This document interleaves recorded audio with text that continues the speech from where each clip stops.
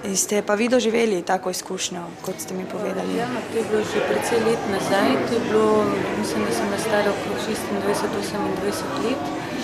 Šlo je za neko operacijo, oziroma nisem sploh vedela, kakšna operacija bo, ker so bile neke bolečine, ampak niso bile tako jasne, da bi zdravniki naprej ugotovili, ali bo to kratka operacija ali daljša. In glede na to, da sem bila sama darovalka krvi, so imeli na zalogo takrat v banki tudi mojo kri. Zdravniki so mi obljubili, da bom dobila to svojo kri za čas operacije, če bi jo izgubila. Nisem me opozorili na to, da če bi se operacija zavlekla, da bi bila daljša, da bom dobila drugo kri. Zgodilo se je ravno to, da je bila operacija bistveno daljša in sem dobila kri nekega darovalca. Dolg časa sem videla celo njegov priimek, pa sem zdaj pozabila, tekom tolikih let. Se pa spomnim, ker je prišlo med operacijo do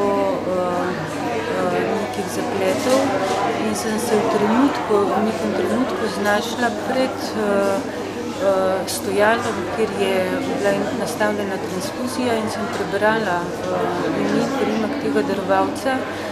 Še danes se zelo dobro spomnim, kako sem se razjezila na to, kako sem lahko dala neko drugo kri in ne mojo. In potem sem z neke višine stropa pozvala svojo lastno operacijo.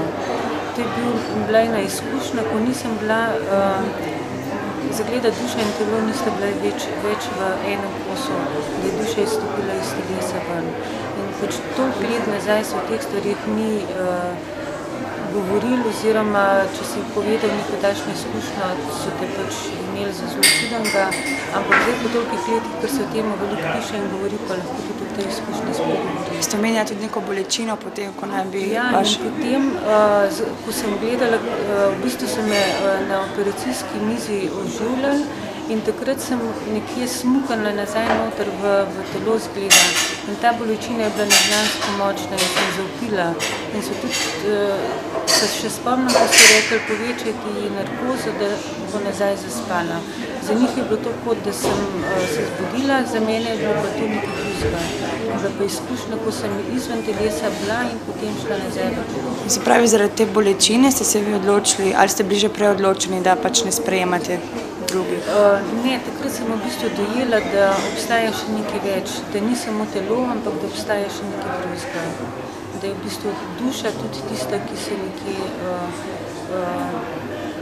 z organi ali s presajanjem s tem delom telesa oziroma s tem organom